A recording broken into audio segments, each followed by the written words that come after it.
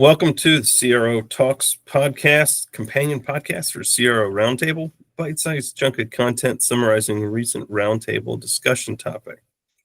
Today, we're going to get into thinking fallacies, which are also known as logical fallacies, or essentially flaws in reasoning that don't hold up to logical scrutiny or critical thinking and lead to wrong or erroneous decision-making.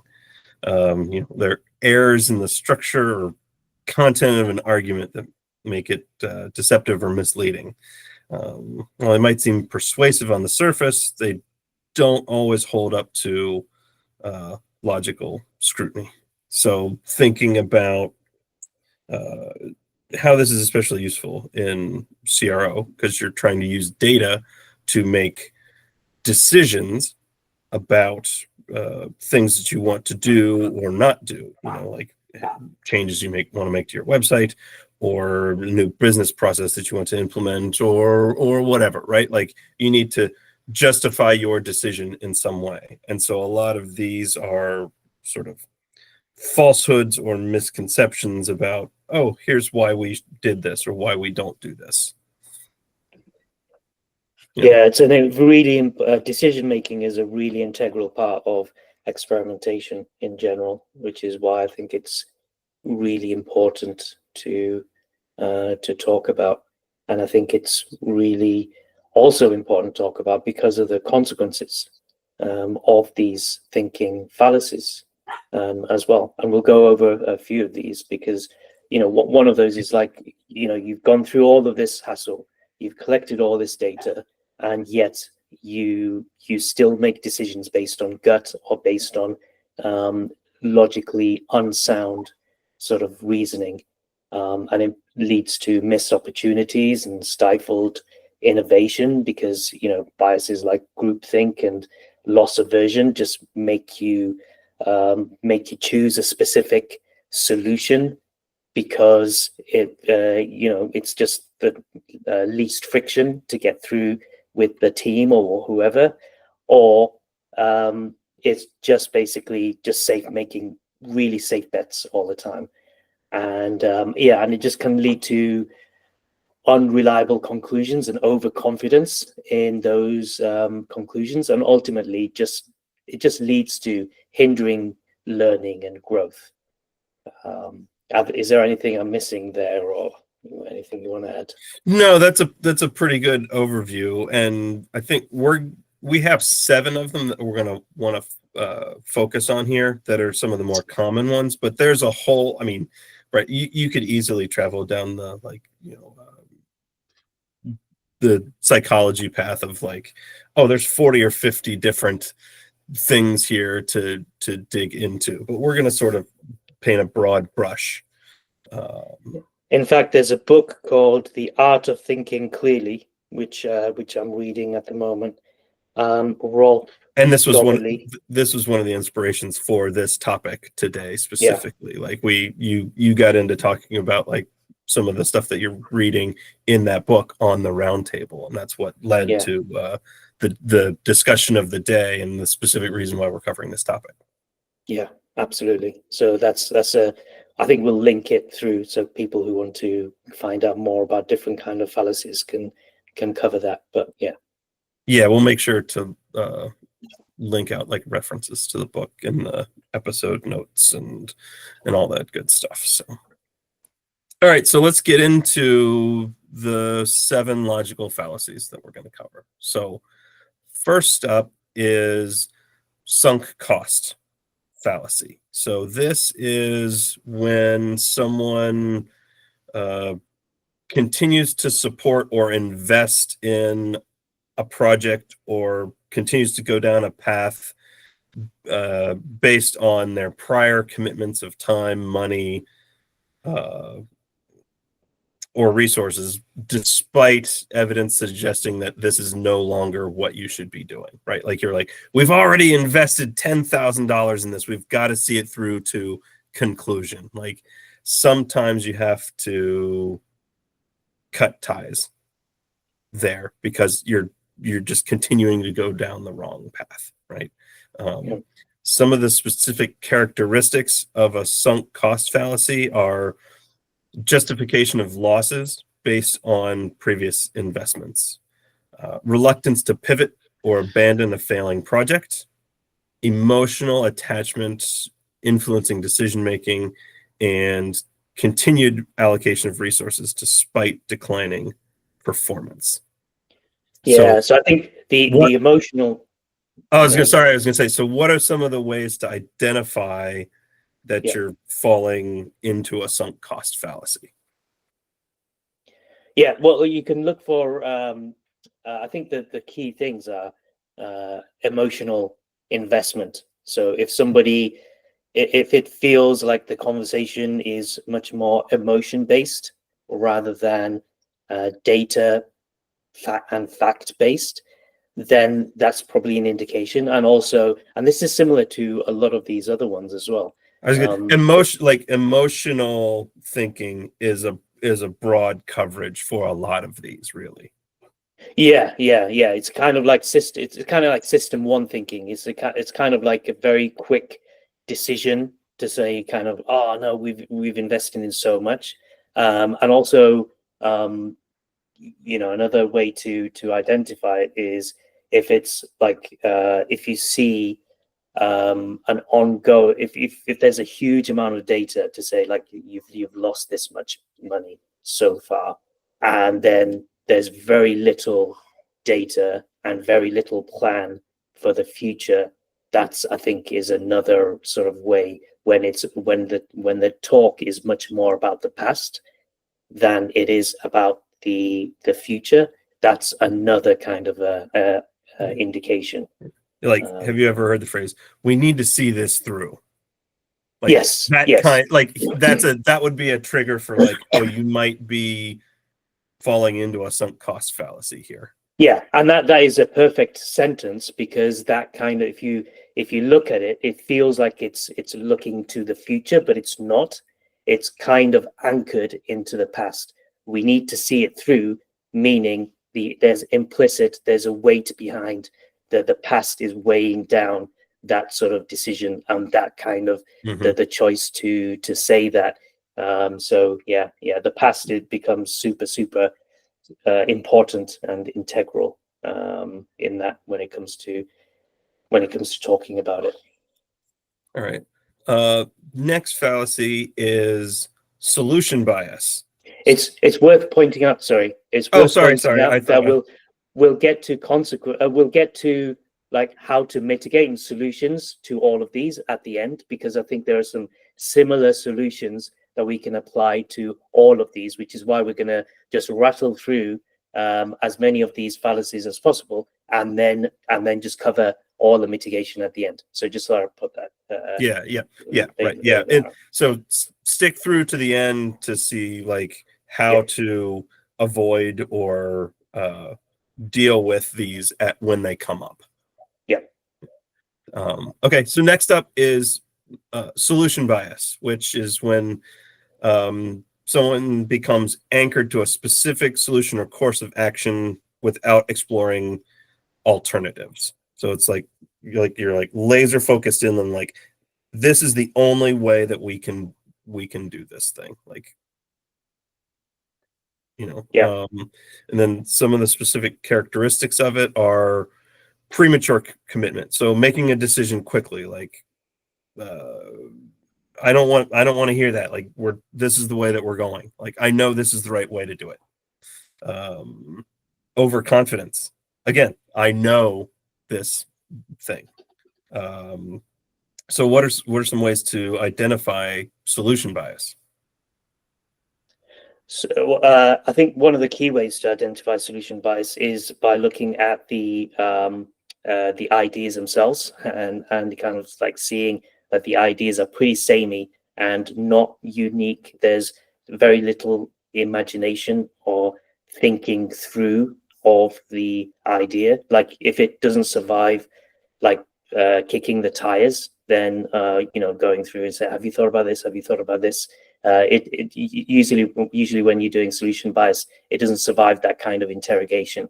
So it seems like there's no critical thinking, and an overall lack of originality and thinking through of the problem Like if you ask them, what problem is this trying to solve, is probably going to be a modeled answer to that question. Yeah. Would you say solution bias is a particularly strong antagonist for an experimenter? Because it's sort of like, I know that like this is the right answer. We got to do. We don't need to test that kind of thing. You know, that's the sort of. Yeah, it's not just that.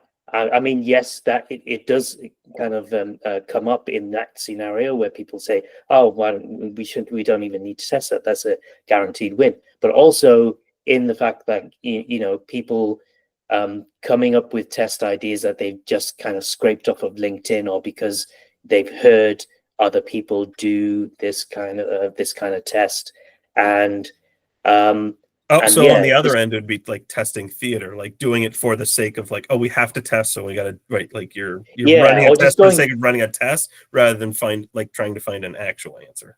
Yeah, and it kind of leads into a little bit some of the other ones I would think. But yeah, basically, right. There's overlap with all of overlap, but also like things like social proofing. We need to we needed to get a social proof test in, so why don't we just this problem?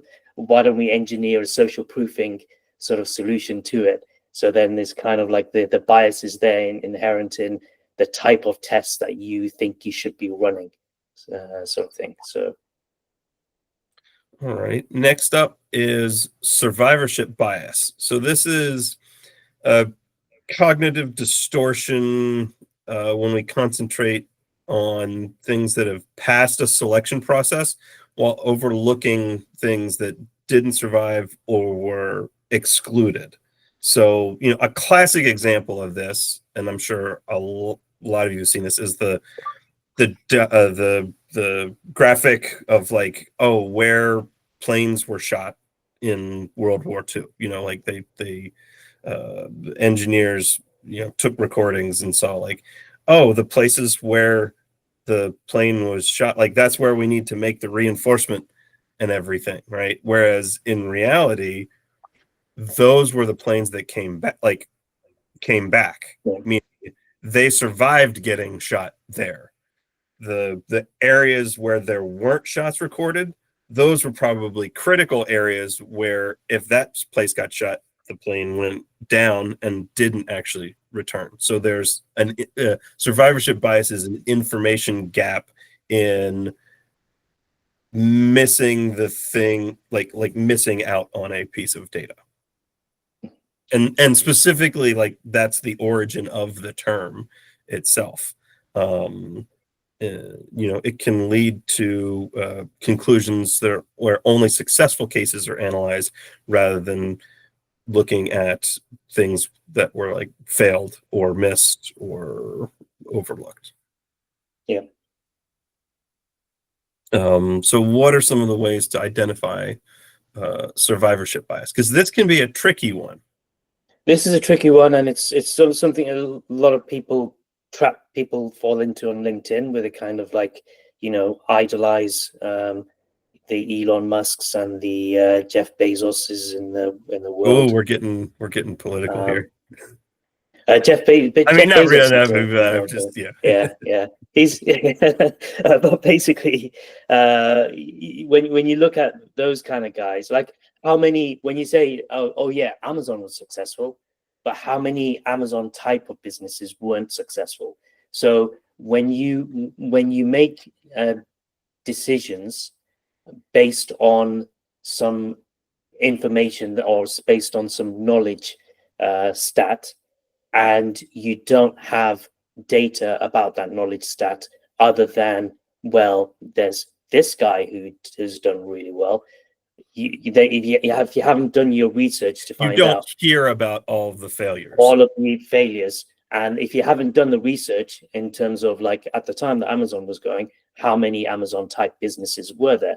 And what were the contributing factors to things being successful, things losing? How many lost? Was it a lot of it could be due to luck, a lot of it could be due to other sort of circumstances and stuff, factors like that. So not when you don't explore the data enough, that is a kind of like a indication when it's kind of like one specific stat with no exploration of that specific stat.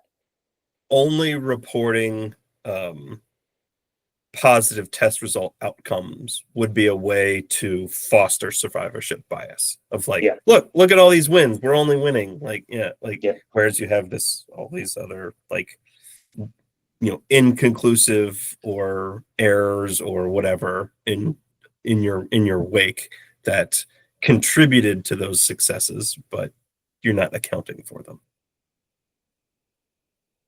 All right, next up is groupthink. So groupthink is when decision is made based on collective consensus rather than being made based on specific data points. So, some characteristics of groupthink would be unwarranted belief in the group's decision, leading to higher risk taking. So like, collective wisdom, like, if you poll everybody, we've reached a consensus and this is the way to go. Well, you don't know the context of like how each individual is making that decision. Like they may be making it on faulty data or false assumptions themselves, and so their suggestion may be incorrect. Believing in group morality, like if it's a consensus, it's greater than like an individual's decision. Stereotyping outsiders, disregarding dissenting views from non-group members, like, oh, well, their input isn't important because they're not part of our circle, things like that.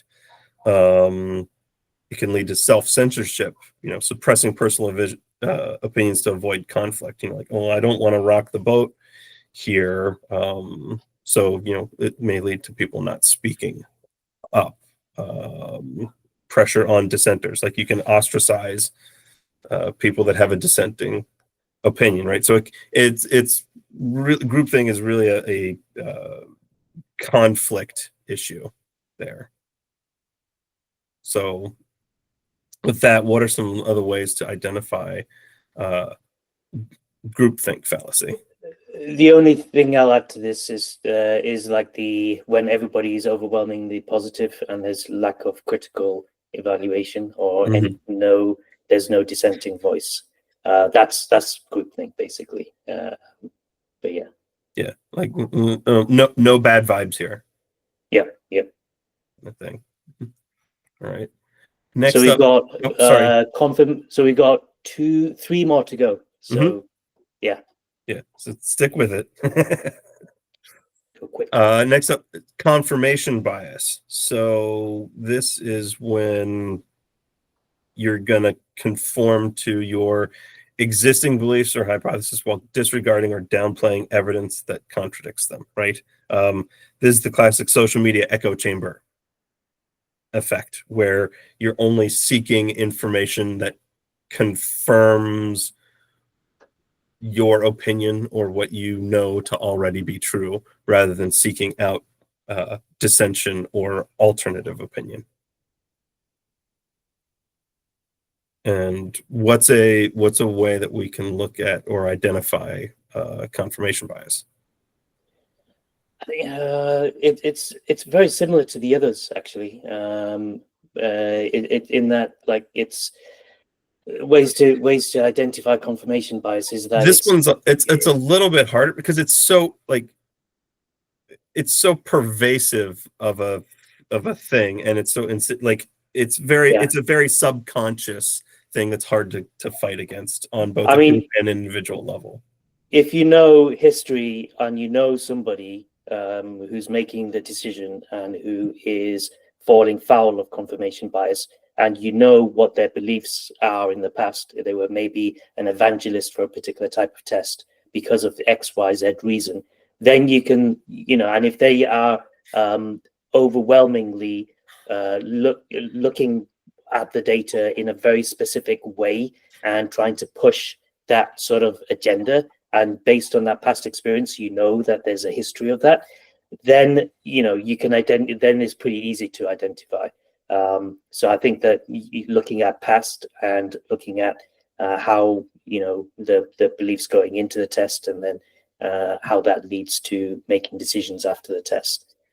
Yeah, this is where you get into like devil's advocate or steel manning. If you know there's an opposing viewpoint, like how would you argue against, like trying to think about how would you argue against your own position? Mm-hmm. And that is a way to help like sort of mitigate or deal with that, or even identify of like, oh, I always think this way, what about the other side, right?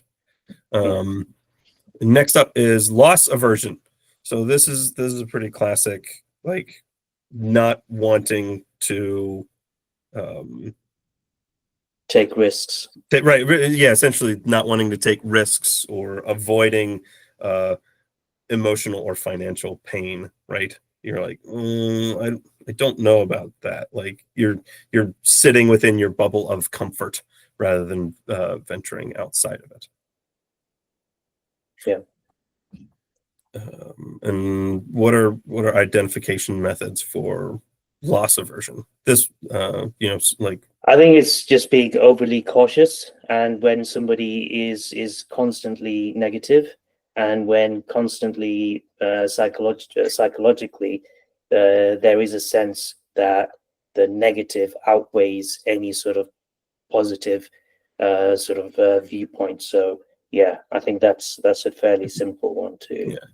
Yeah, like you'll hear about, like if you get pushback where it's like, I don't know about that, I'm not so sure, and you can tell in the timbre of the voice of like there's hesitation there, like you're trying to avoid risk. Now this is valuable in CRO because running experiments is by its own very nature a risk mitigation strategy. Like you're testing the waters to see, like, is this a good thing to do or not, right?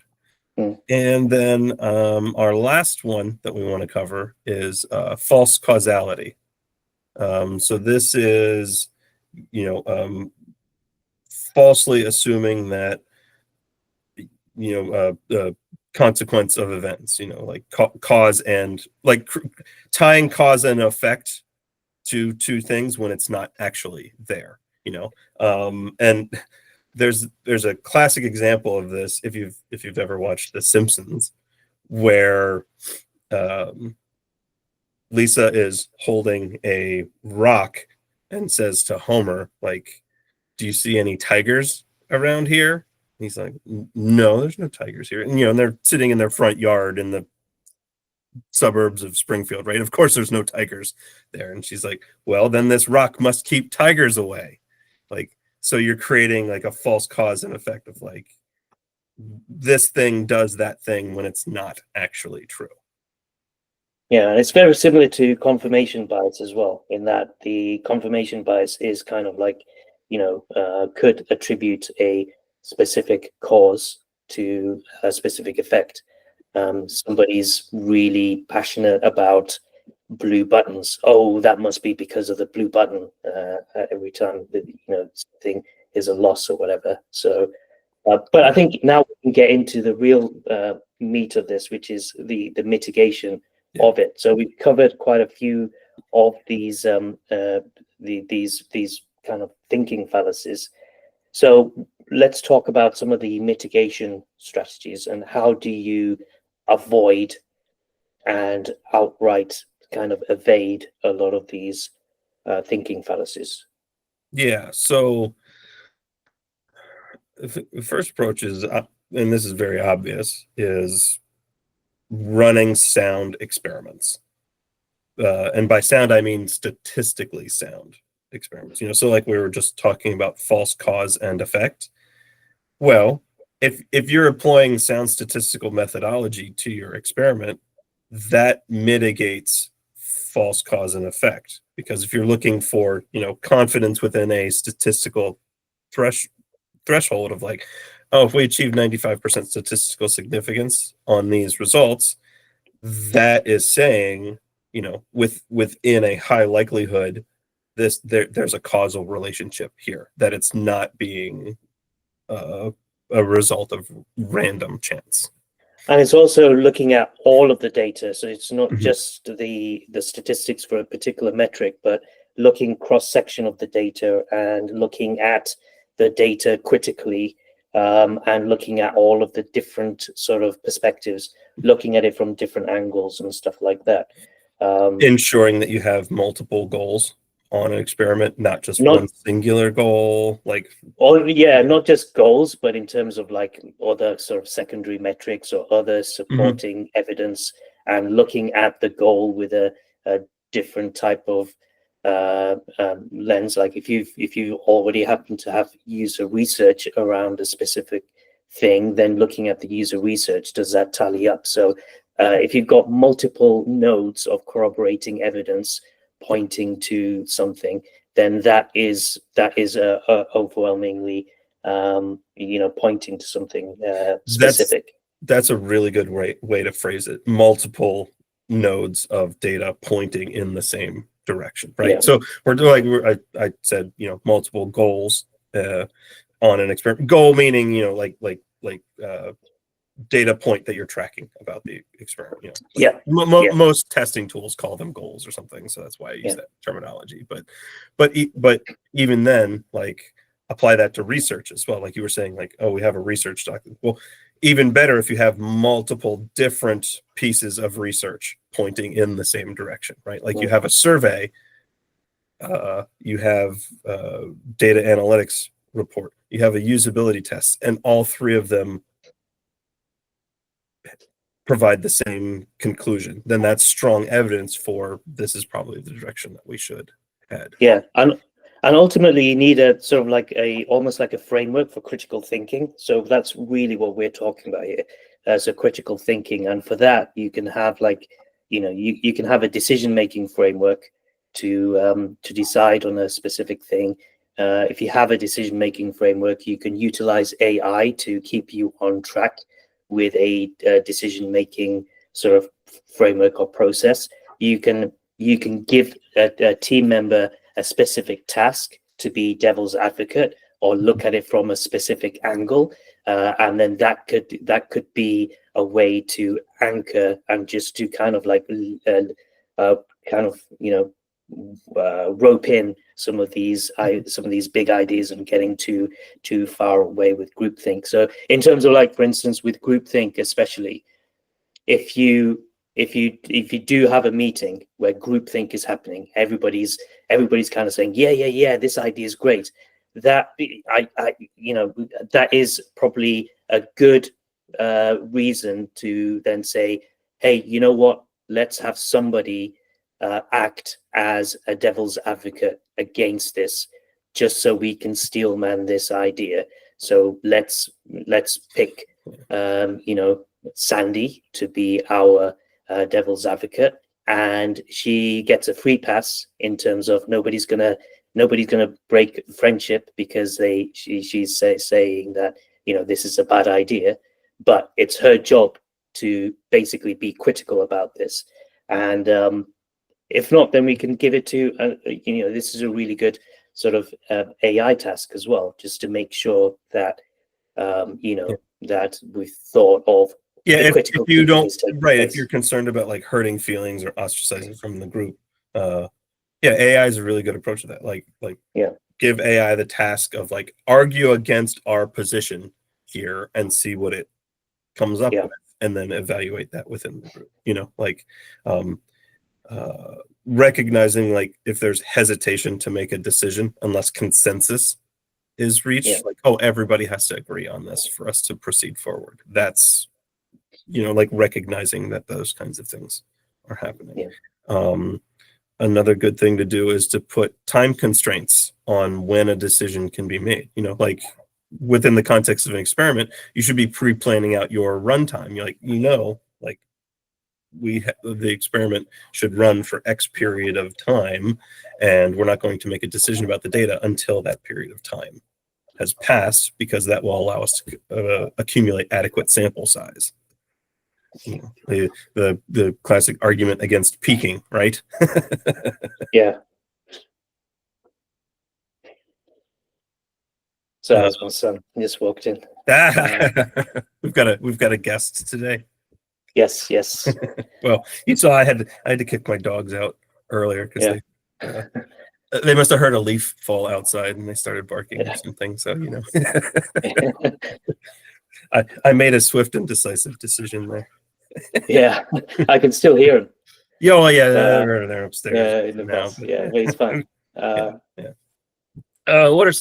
So to steer back on the topic, what are some other mitigation or identification strategies for I think making sure there's diverse range of perspectives, but in that diverse range of perspectives, I think there is still the risk of going groupthink, because I've often been in situations where you've got this diverse range, but the kind of the diversity often causes conflict in terms of and also friction, and and lack of confidence in certain team members can show up, and there's a lot of interpersonal dynamics that kind of happen because of that.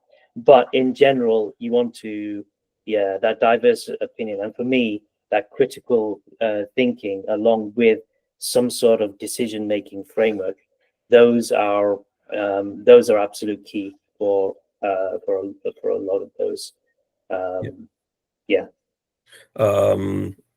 Regular review as well would be a good approach, like taking what and reviewing it, reevaluating it, like on a regular periodic basis. Like maybe every quarter you look at, like, okay, here's the experiments that we did over the last quarter. How did that change how we thought about particular things that we knew in the previous quarter, or things like that. Another thing, and we've talked about this quite a bit as well, is framing effects. So like how you present options, are focusing on like positive effects versus negative effects, like how things are being presented as well, as a way to be careful with that. But I think in general as well, just being aware that these exist. I think awareness is a big one as well. So like confirmation bias is a big one there, and that's why social media echo chambers are so pervasive. Like, so many people aren't necessarily aware that they're falling into confirmation bias of only seeking out information that is agreeable to them. All right, excellent. Any other final things to wrap up there, or that you want to? No, I think we've covered this one. It's completely exhaustive. There's nothing left to. There's nothing. There's of nothing course there's that more, could possibly be said about these. Right, exactly. All right, very good. Well, as always, if anyone has questions, feedback, disagrees with something that me and Iqbal have said today, you can always talk to us at the face-to-face at the CRO Roundtable every Friday, and you can find the information for that on our website at CROTalks.com, or on the LinkedIn page for CRO Talks as well. If you're shy or don't like speaking, you can connect with us through those methods as well. Thanks for listening, and we will catch you next time.